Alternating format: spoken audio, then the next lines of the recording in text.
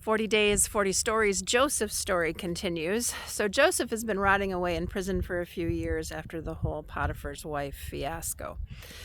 And he potentially could stay there indefinitely, but the Pharaoh has a dream that he needs interpreted. And the Pharaoh has heard that Joseph's pretty good at interpreting dreams. So he has Pharaoh called and he tells him his dream.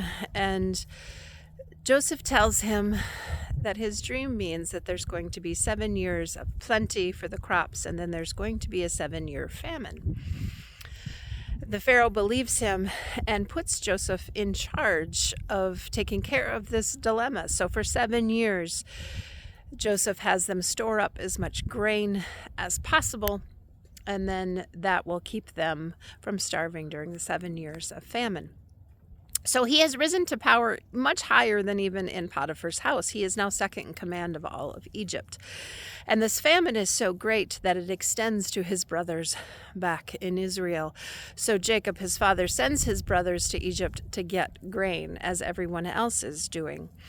So when his brothers get there, remember, these are the ones that sold him into slavery, Joseph recognizes them. They do not recognize him. So he sends them on their way with grain, and he gives them their money back, but he treats them harshly.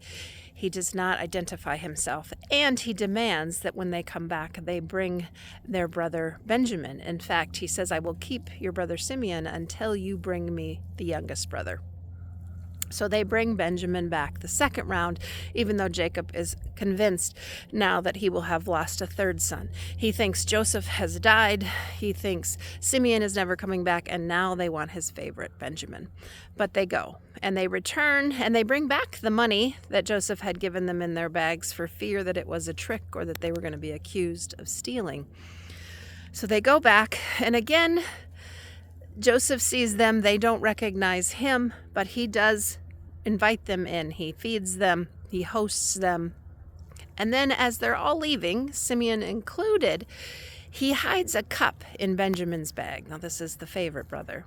So once they've left, he sends people after them, and they basically arrest them all because they accuse Benjamin of having stolen this cup. So Benjamin is going to have to stay.